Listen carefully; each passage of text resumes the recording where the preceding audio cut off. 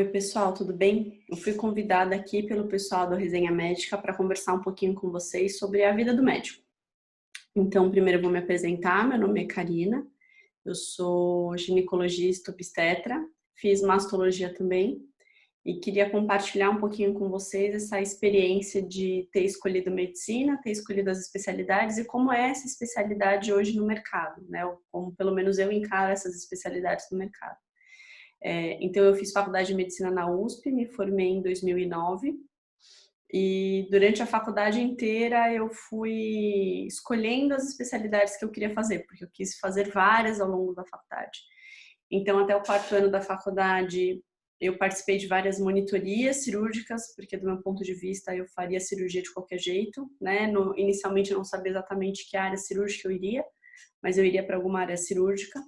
Então, eu tive a oportunidade durante a faculdade de conhecer alguns cirurgiões que estavam me ajudando a escolher o que eu ia fazer, o que eu não ia fazer. Então, eu pude entrar em cirurgia torácica, pude entrar em cirurgia pediátrica, em gastro.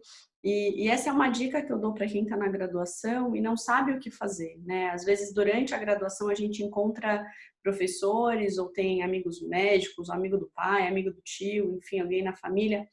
E isso é bom para você tirar as suas dúvidas frente àquela especialidade, né? Então, quando a gente não sabe exatamente o que fazer, ou pensa em fazer alguma coisa, mas não tem certeza, às vezes encontrar alguém daquela especialidade para te ajudar, para te explicar um pouquinho como funciona, ajuda bastante.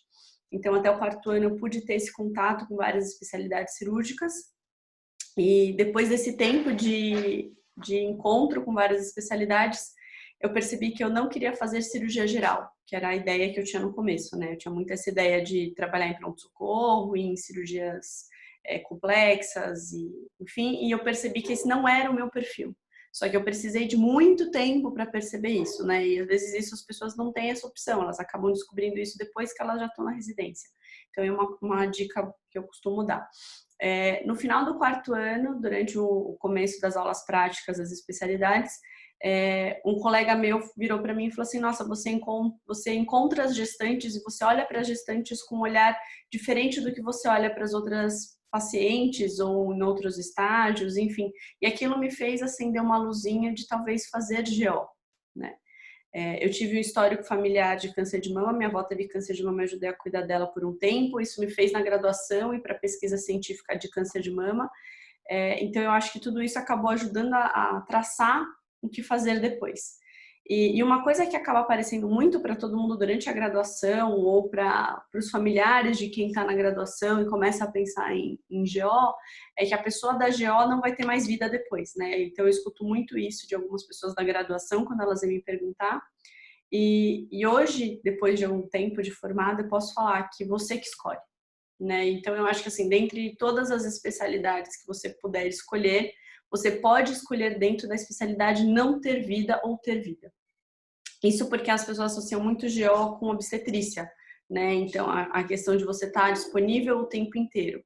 E eu adianto para vocês, independente da especialidade que você for escolher, dependendo do perfil de paciente que você for escolher, você pode ter essa disponibilidade o tempo inteiro. Talvez não para sair para fazer um parto, mas para atender um telefone, para atender uma intercorrência, para passar uma visita no hospital. Então, essa disponibilidade, quem vai criar vai ser você.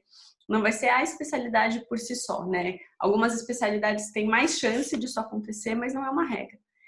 Então, eu fui fazer GO pensando em obstetrícia inicialmente, porque obstetrícia é uma coisa encantadora, né? Então, eu amo muito obstetrícia, eu gosto muito de obstetrícia. Mas a partir do momento que eu entrei na residência de GO, eu percebi que, na verdade, GO é muito mais do que só obstetrícia, né? E muito mais do que rotina para coletar Papai Nicolau. Então, para as pessoas que pensam em GO, eu posso falar para vocês que, na verdade, GO é uma grande medicina que você vai ter que encontrar uma subespecialidade, né? O que a maioria das pessoas busca essa subespecialidade. E essa subespecialidade pode ser obstetrícia, pode ser dentro da obstetrícia medicina fetal, pode ser obstetrícia de alto risco, baixo risco. Você pode escolher trabalhar num hospital como obstetra e ter a sua vida fora, né? Não ter nada de demanda de paciente, então você saiu do hospital, acabou, então a vida mais de plantonista, ambulatório, alguns convênios têm esse esquema de trabalho de ambulatório, né, que você faz o pré-natal, mas o paciente não é seu, é ou do serviço ou do convênio. Então, você pode, mesmo obstetrícia, ter essa opção de ter uma obstetrícia mais de horário, mais regrada. Mas dentro da ginecologia, você tem, assim, uma gama imensa de coisas para fazer. Então, você, dentro da gineco, pode fazer rotina. Então, aquele médico que tem o paciente que acompanha desde sempre, faz Papa Nicolau, faz exame preventivo, orienta sobre DSTs ou orienta sobre exames de rastreamento, como agora que a gente está no Outubro Rosa, né? Mamografia, autoexame. Então, você pode ser esse médico, você pode se especializar em imagem, então tem muita gente que trabalha hoje com imagem, não só medicina fetal, quanto ultrassom transvaginal, ultrassom pélvico, ultrassom de mama. Você pode trabalhar em laboratório com colposcopia, com biópsia, com coleta de exame. Você pode se especializar na parte de vídeo, então fazer esteroscopia, que pode ser tanto cirúrgica quanto dentro de um laboratório, de um serviço também.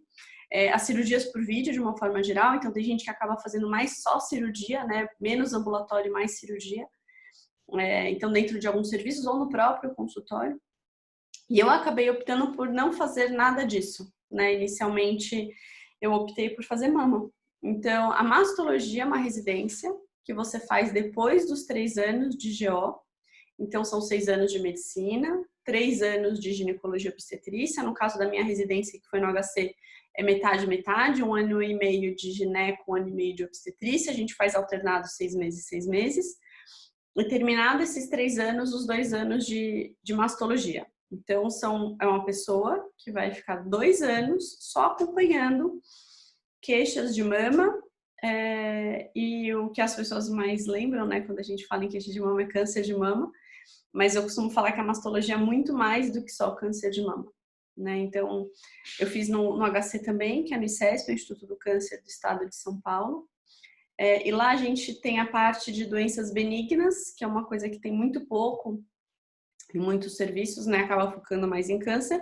E a gente tem a parte do tratamento do câncer de mama mesmo, né? E quando a gente pensa no câncer de mama, a gente pensa tanto naquela paciente que está lá por um alto risco, pode ser familiar, ou pode ser um alto risco que ela já teve uma doença na mama que a gente considera que seja alto risco para câncer de mama. Quando aquela paciente com diagnóstico que está acompanhando lá por conta do tratamento que ela está fazendo. E mesmo dentro da mastologia, a gente tem muita coisa para fazer, né? Então, a gente tem essa rotina, né? Que é aquela paciente que tem um nódulo de mama que só acompanha, que tem um cisto que ela acompanha, que tem uma queixa de dor, ou tem uma queixa de alteração na palpação, que não necessariamente é um nódulo, pode ser só uma região da mama que é um pouco mais densa do que a outra, e a gente acaba acompanhando. Pode ser aquela paciente que fez o exame de mamografia, ultrassom, ressonância, enfim, e esse exame alertou que tem alguma coisa que precisa ficar mais de olho. Queixas clínicas de uma secreção saindo do mamilo, e aí entra muito a parte do psicólogo médico, a gente fala, né, porque a gente faz muito papel de suporte dos pacientes, né, então a gente fala que não só trata da doença, mas a gente tem muito mais papel, às vezes, de cuidar do paciente, né? Que dá esse suporte psicológico. As pessoas, normalmente, elas estão muito abaladas, então elas ficam muito assustadas com os resultados, independente se é benigno ou maligno, é uma coisa que assusta bastante. Então, a gente tem muito esse papel. E eu costumo falar para os alunos, quando eu converso, principalmente alunos da graduação, que isso você vai encontrar em qualquer especialidade, né? Se quem vai fazer cardiologia vai ter que conversar direitinho com o paciente sobre um risco maior de infarto, quem faz cirurgia geral ou gastro vai ter que conversar dentro daquela especialidade das complicações, vai ter que ter uma visão geral do paciente, que você não está lá só para resolver aquele problema pontual, você está lá para ajudar. Então, eu acho que esse é uma coisa importante para se considerar dentro de qualquer especialidade, quer seja masto, quer seja gineco, quer seja qualquer outra que eu não tenha feito. E dentro do câncer de mama, a gente tem todo um acompanhamento, né? Então, desde o diagnóstico, como você vai orientar aquele paciente a se tratar. Então, eu vou falar mais com vocês de mastologia, até porque a gente está no Outubro Rosa, então eu vou aproveitar esse gancho. Então, assim, como é que a gente faz com câncer de mama? Né? Então, o câncer de mama, ele hoje é um tratamento de muitas especialidades, ele não é um tratamento só do mastologista, só do oncologista, de ninguém específico, né? Ele é um conjunto de pessoas trabalhando juntas para tentar oferecer o melhor para a paciente. né? E dentro do tratamento do câncer de mama, a gente precisa falar de várias coisas. A gente tem que falar da parte de diagnóstico, então, como que você faz o diagnóstico? Então, se é uma queixa palpável da paciente, uma queixa clínica da paciente, então, palpei o nódulo, tô com uma dor em um lugar específico, perceber um volume aumentado da mama, tem um fluxo papilar, tá? Tem uma secreção saindo que não tinha antes. Então, essa é a abordagem inicial que o mastologista acaba tendo, né? Paciente que chega com essa queixa, você vai investigar. E a partir dos exames que você solicitou para investigação ou de alguma biópsia eventual de alguma lesão palpável, você vai guiar a sua orientação, né? Então, partindo do princípio que essa queixa da paciente levou a um exame que teve como resultado uma biópsia positiva para câncer de mama, aí a gente vai ter que delinear o tratamento baseado no tamanho da lesão, no tamanho da mama e do subtipo de câncer que essa paciente tem, né? Então, assim, muitas vezes é o mastologista que faz essa avaliação toda inicial, né? E tem esse primeiro contato com a paciente, que a gente fala a primeira informação que a paciente vai ter de que é um câncer e que ela vai ter que tratar aquilo. Mas muitas vezes pode vir de outras pessoas, né? Pode vir de um plástico que fez uma cirurgia estética e no resultado final foi diagnosticado um câncer, que eventualmente isso acontece. Pode vir de um oncologista, então a paciente ela tinha um ginecologista dela, fez a biópsia, e a primeira pessoa que o ginecologista encaminha é para o oncologista e vem para a gente depois, ou vem direto do ginecologista para a gente. Então a gente não faz o diagnóstico inicial. Qual que é a importância do mastologista nesse contexto? O mastologista precisa ter uma noção geral de todas as especialidades para conseguir juntar todas as pecinhas e orientar a paciente. Por mais que o mastologista não faça quimioterapia, né, de uma forma geral, em alguns serviços o mastologista até prescreve, mas não é o habitual. Por mais que o mastologista nem sempre faça a parte de reconstrução, tem um plástico junto, mas muitos mastologistas hoje também fazem a parte de reconstrução, independente da reconstrução. Por mais que não sejamos psiquiatras, psicólogos, a gente faz esse papel, né? E a gente também tem que ter a visão da paciente como um todo, né? Do que ela tem de demanda da vida dela.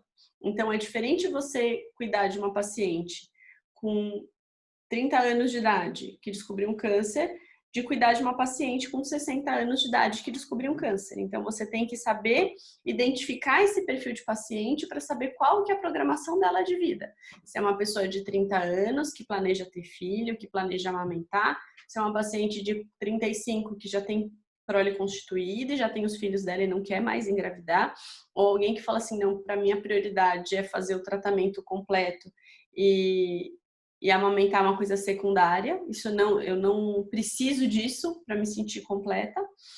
Se é uma pessoa de 60 anos, que a reconstrução é uma coisa menos importante, ou se é uma pessoa de 70 que para ela aquilo é a coisa mais importante do mundo. Então a gente tem que saber conversar com o paciente para conseguir entender o que ele precisa, né? Porque que precisa tratar o câncer todo mundo sabe, ninguém tem dúvida que o câncer precisa de um tratamento.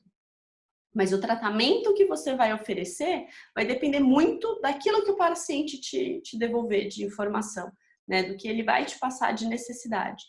Então, eu acho que um próximo pensamento que eu deixaria para qualquer médico, independente da especialidade, é isso, né? Você tem que saber conversar com o paciente para entender qual a demanda dele, para você oferecer o melhor que você puder dentro daquela demanda, né? Nem sempre a demanda do paciente é simplesmente curar, né? Até porque cura é um termo muito vago. Então, assim, que precisa tratar o câncer, que precisa tratar uma apendicite, que precisa tratar um desvio de septo, que precisa fazer um parto, a gente não tem a menor dúvida que aquilo é necessário, mas como aquilo vai ser feito, né? Qual vai ser o caminho até chegar lá? Isso é muito importante. Isso a gente vai ter que diferenciar de paciente para paciente, de pessoa para pessoa, para saber a necessidade que aquela pessoa tem daquilo, né? E aí o câncer de mama, ele enquadra a parte cirúrgica, né? Hoje em dia a gente não fala de câncer sem cirurgia, o tamanho da cirurgia vai depender de paciente para paciente, mas a gente não consegue tirar a cirurgia do nosso caminho, né? Existem alguns trabalhos hoje em dia que buscam reduzir o máximo possível a cirurgia, até fazendo uma biópsia guiada por ultrassom, guiada por hemotomia, para retirada toda da lesão, sem precisar ir para o centro cirúrgico, mas isso ainda não é comprovado. Então, precisa da cirurgia. E dependendo do tipo de câncer, dependendo da idade da paciente, dependendo das comorbidades, dependente da expectativa da paciente, a gente vai definir se vai precisar de quimioterapia ou não vai precisar de quimioterapia, ou a gente vai abrir mão da quimioterapia. Então, isso é um detalhe também muito importante que eu acho que as pessoas têm que entender, né? A quimioterapia, ela não é hoje obrigatória para todas as pessoas com câncer. Então, existem alguns subtipos mais com uma taxa de proliferação menor, que têm receptores específicos, por exemplo, receptores hormonais, que em mulheres mais velhas, a gente consegue abrir mão da quimioterapia e fazer só um tratamento hormonal. Então, eu acho que é bom a gente saber isso também, né? Porque uma vez que você é médico, todo mundo em volta, parente, amigo, que não seja da área, vai te encarar como um grande entendedor de todos os temas da medicina. Então, a pessoa que descobriu um câncer de mama vai procurar dentro da família ou dentro dos amigos alguém para dar um suporte, né? Alguém para ajudar. Então, eu acho que é um conceito que todo mundo tem que ter, de que câncer de mama não é sinônimo de quimioterapia. É sinônimo de cirurgia, mas cirurgias que hoje a gente consegue fazer cada vez menores. Então, não é sinônimo de tirar a mama inteira, mas alguma cirurgia vai ser feita. Mas não é sinônimo de quimioterapia, né? Então, aquela ideia de ter o câncer, vai cair meu cabelo, eu vou ter uma série de colaterais, eu vou parar de trabalhar. Isso hoje não existe. Até porque hoje a quimioterapia ela pode ser muito bem personalizada, né? Então, assim, a gente hoje em dia tem quimioterápicos que a gente fala que são específicos para cada doença, então eles vão diretamente para aquele tipo de célula, eles não agem em todas as células ao mesmo tempo, é mais específico, mais direcionado, então tem menos colaterais, ele tem um efeito muito melhor.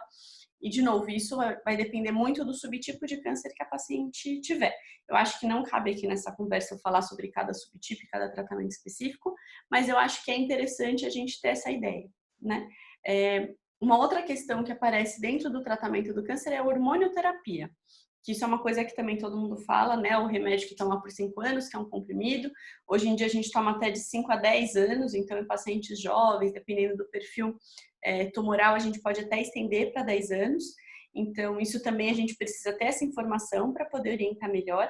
Então, paciente com receptor hormonal positivo vai receber tamoxifeno ou algum inibidor da aromatase, enfim, são comprimidos que a gente usa para tentar diminuir a taxa de recidiva e diminuir o tamanho tumoral e controle de doença à distância. Então, mas não é para todo mundo, então é só para quem tem receptor hormonal. Então, a gente pode usar essa hormonioterapia. O mais frequente que a gente ouve mesmo é o tamoxifeno. Então, para quem nunca ouviu falar de tamoxifeno, sugiro dar uma olhadinha, porque é um remédio que a gente usa com muita frequência no câncer de mama, né?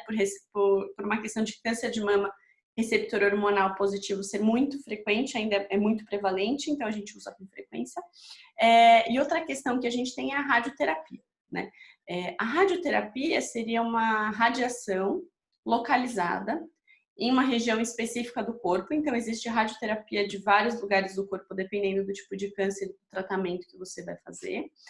A radioterapia, no caso do câncer de mama, ela pode ser na mama ou nas vias de drenagem linfática. Quando a gente pensa em vias de drenagem linfática, a gente está pensando aqueles lugares para onde a célula de tumor saiu da mama e foi primeiro do que para ir antes de ir para outros lugares do corpo.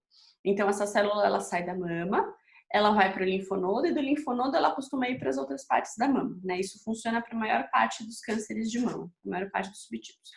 E esses linfonodos, eles podem estar localizados na axila, aqui na região subclávia e fossa, né? E mamária interna, né? Que seria nessa região para dentro. Então, quando a gente fala em radioterapia de câncer de mama, a gente está falando dessas duas coisas, a radioterapia da mama e a radioterapia das vias de drenagem. E isso varia de acordo com o paciente, de acordo com o tamanho do tumor, se a doença já sabidamente foi para linfonodo, se esses linfonodos foram retirados ou se não foi possível retirar todos os linfonodos. Então, mesmo a radioterapia, apesar de também parecer uma coisa meio padrão, faz rádio ou não faz rádio, varia muito. E hoje em dia a gente também tem conseguido para algumas pacientes fazer uma radioterapia mais econômica. Antes eram 25 sessões diárias, hoje a gente consegue fazer 16. Para casos muito específicos, você faz radioterapia intraoperatória, então você não precisa fazer isso depois do tratamento. Então a gente consegue também oferecer individualizadamente diferentes tipos de radioterapia para complementar tratamento, né? Então, se a gente for pensar no tratamento do câncer, a gente tem essas opções, tem esses fatores, esses componentes do tratamento do câncer de mama. Então, tem a parte cirúrgica, tem a quimioterapia, tem a hormonioterapia, se for o subtipo que tem a receptor hormonal positivo. Temos a radioterapia, que também temos indicações específicas para fazer e protocolos específicos para fazer. E se a gente for pensar na paciente, vai muito além disso. Então, a gente tem que ter o suporte psicológico e dentro do suporte psicológico, a gente encontra a parte da reconstrução, né? Então, existem 2 tipos gerais de reconstrução para um câncer de mama. Existe aquele com o objetivo de reconstituir a mama o mais próxima do que era antes, né? Ou mais próximo do que a paciente deseja, porque às vezes a gente tem umas pacientes com uma mama muito grande que quer uma mama menor, uma paciente com uma mama super pequena que quer ter uma mama mais volumosa. Então a gente vai, de acordo com a demanda da paciente, tentar adequar essa reconstituição da mama da melhor forma possível. E hoje em dia a gente pode fazer reconstrução tanto com próteses e expansores, quanto com tecido da própria paciente. Então, a gente pode usar apenas próteses, ou a gente pode utilizar tecido da barriga, músculo da barriga, que é mais frequente, e músculo das costas, que é o grande dorsal. Eles podem ser únicos na reconstrução, então a gente pode reconstruir exclusivamente com esses tecidos, né, com essas partes do corpo, ou a gente pode usá-los para complementar uma reconstrução com prótese. Então, às vezes a gente resseca uma área muito grande da mama e não consegue fechar direito a pele. Então, a gente usa essas regiões, né, tanto da mama, do abdômen, quanto das costas, para tentar fazer com que a gente aumente o volume da mama além do que só com esses tecidos. Então, você usa tecido das costas mais prótese, tecido do abdômen mais prótese, a gente vê de acordo com a demanda da paciente. E tem um segundo tipo de reconstrução que a gente chama de reconstrução de fechamento. Então, tem algumas pacientes que acabam tendo tumores muito grandes, muito volumosos.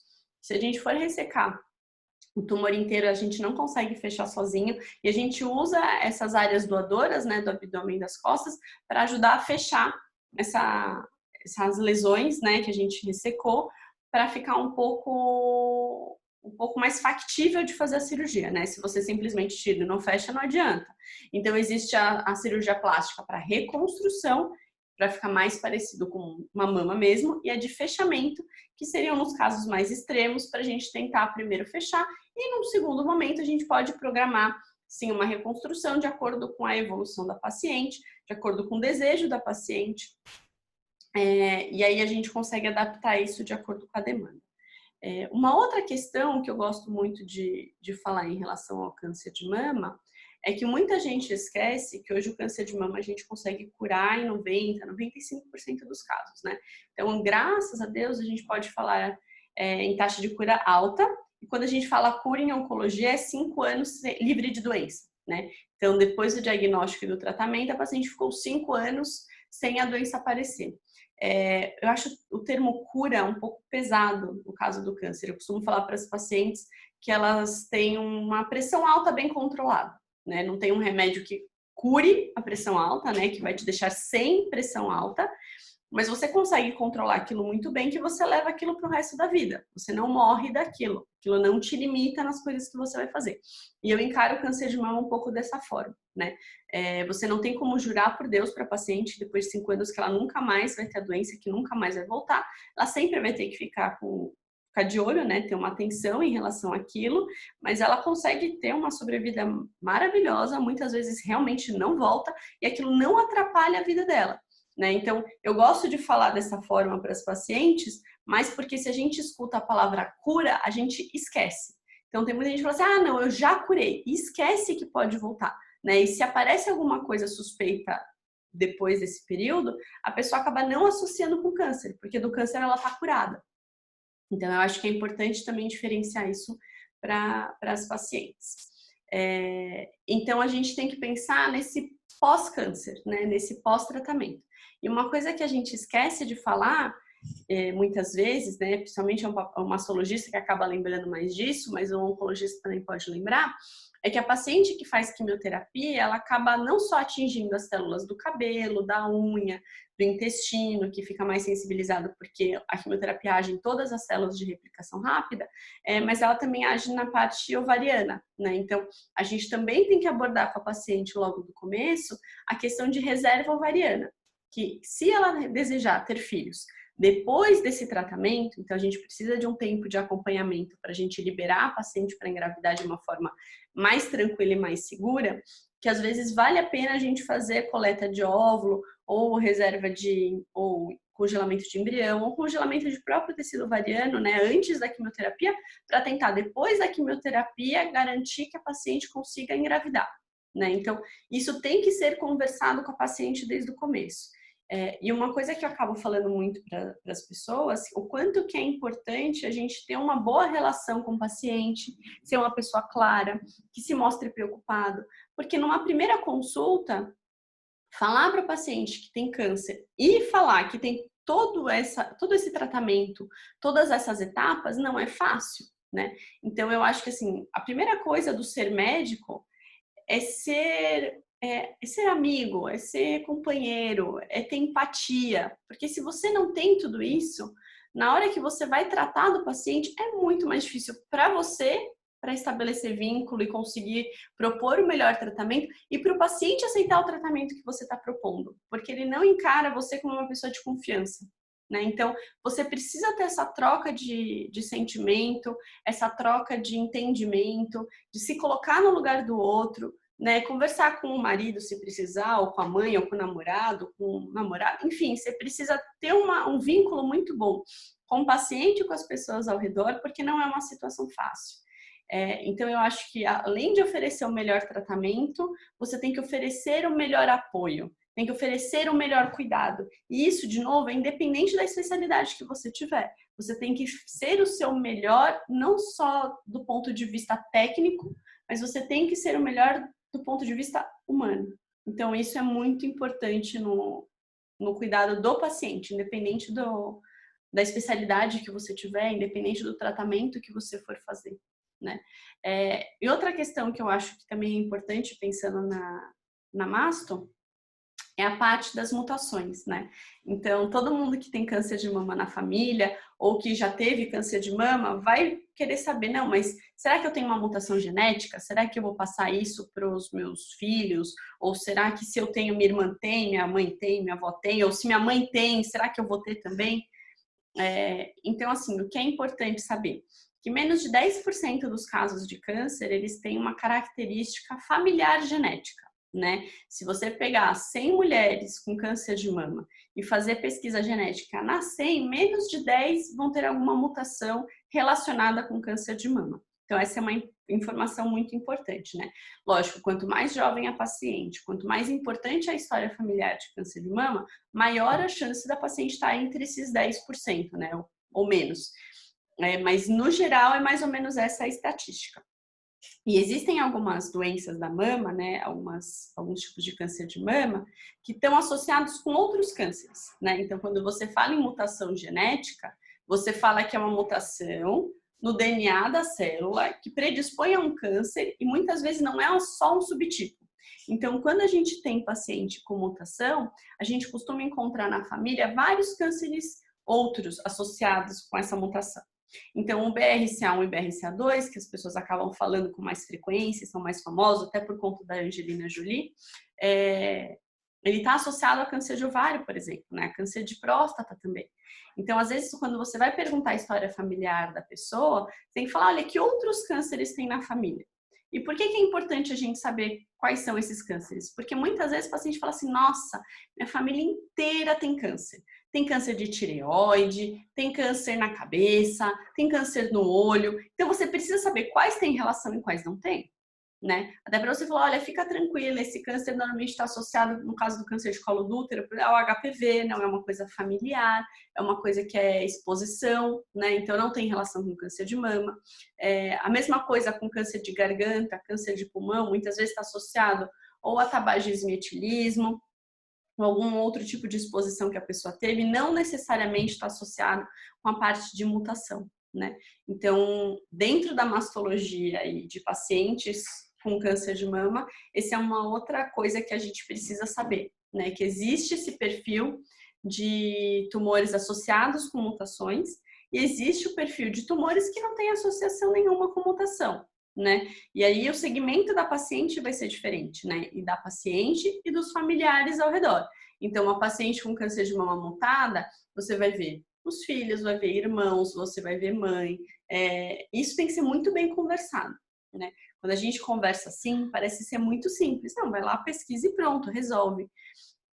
Mas aí entra nosso lado humano. Você tem que falar para a paciente, olha, a partir do momento que você fizer esse diagnóstico, você vai conseguir lidar com essa informação, né? Quais são as coisas que vêm junto com esse diagnóstico? Então, assim, eu tenho um câncer de mama, fiz minha pesquisa genética, veio um BRCA mutado e está associado também a câncer de ovário. Eu estou preparada para tirar os meus ovários? Ou eu estou preparada para não tirar e aceitar que meu risco está maior por conta disso, se algum dia eu vier a ter alguma coisa? Então, essa é uma conversa que você também precisa ter nesse começo de tratamento, né?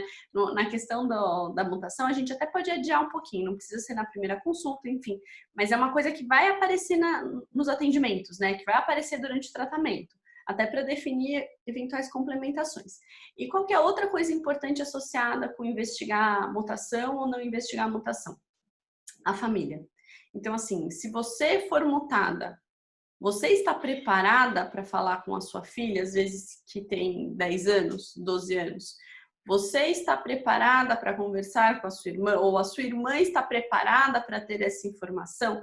Lógico, a opção de fazer a pesquisa é da pessoa, né? Você não vai falar para a mãe fazer, para a irmã fazer, ninguém tem que convencer a paciente da família, a paciente não tem que convencer ninguém mais da família a fazer essa pesquisa, mas é uma informação que não vale só para a paciente, uma informação que vale para todo mundo, né?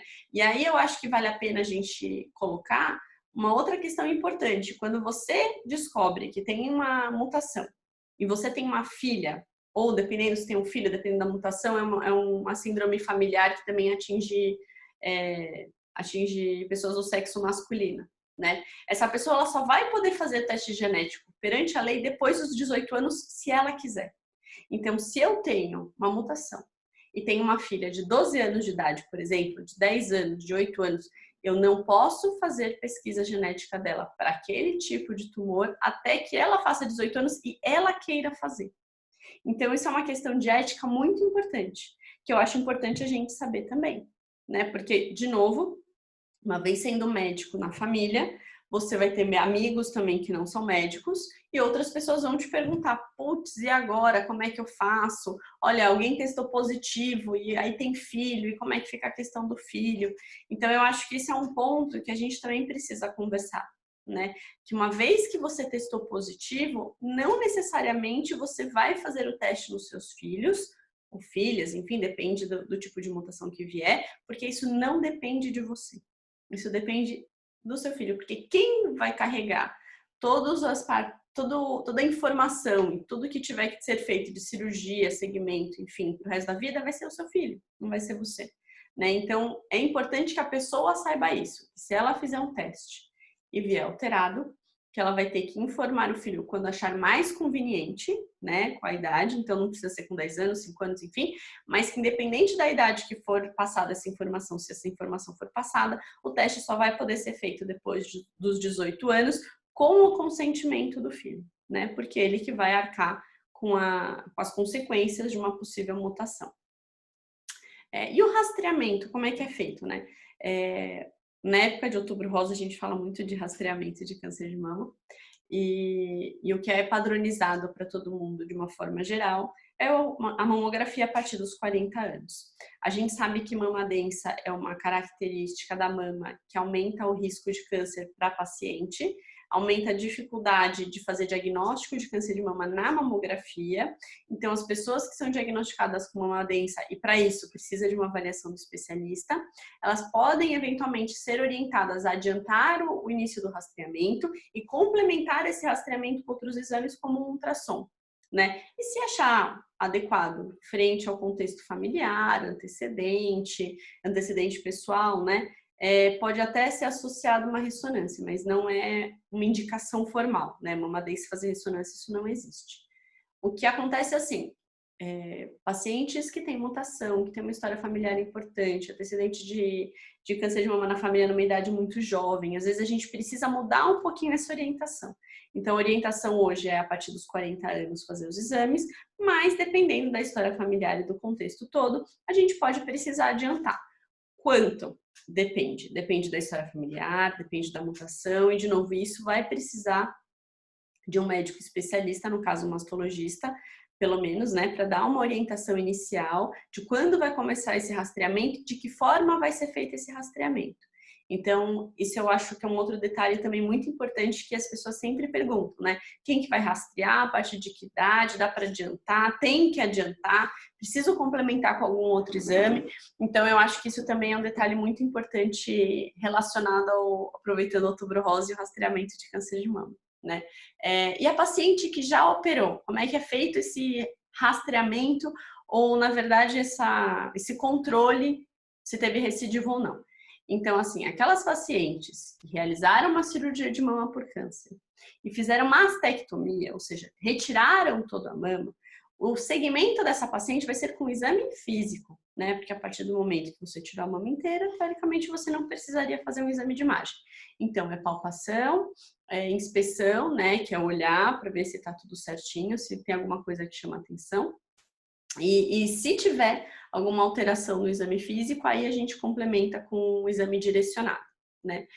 E na mama contralateral, né? Então, assumindo que a paciente tenha tido câncer só de um lado, a outra mama segue a rotina como se ela não tivesse tido câncer. Então, a rotina é de uma paciente daquela faixa etária e com aquele risco associado, né? Então, uma paciente de 35 anos com câncer de um dos lados, que foi tratado, a outra mama vai fazer um segmento anual, a princípio, e aí, de acordo com a densidade mamária, de acordo com o subtipo de câncer, história familiar, a gente vai definir se vai ser mamografia, ultrassom, ressonância, se vai ser combinado, como é que isso vai ser.